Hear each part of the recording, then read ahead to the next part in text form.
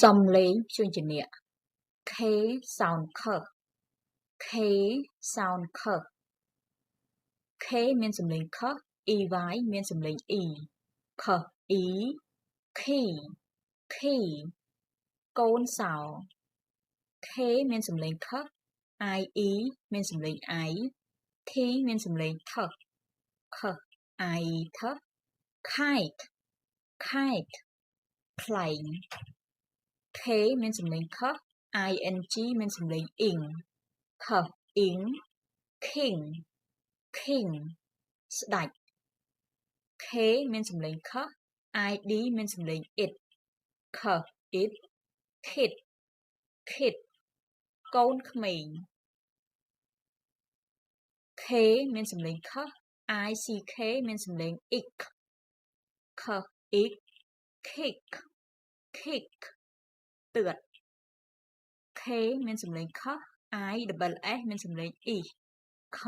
E kiss kiss ថើប K មានសំឡេង K double EP មានសំឡេង ip K ip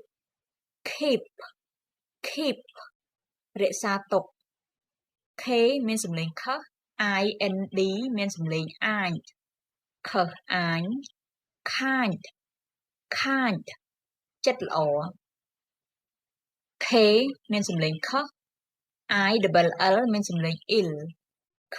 ill kill kill សម្លាប់ B មានសំឡេង B double O មានសំឡេង U K មានសំឡេង K គឺនៅខាងចុងមានសំឡេង K B មានសំឡេង B B U K book book សៀវភៅ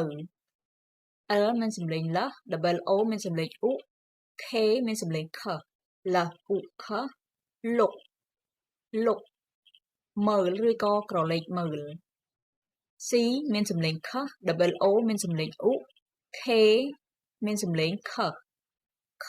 U K cook cook ចំ N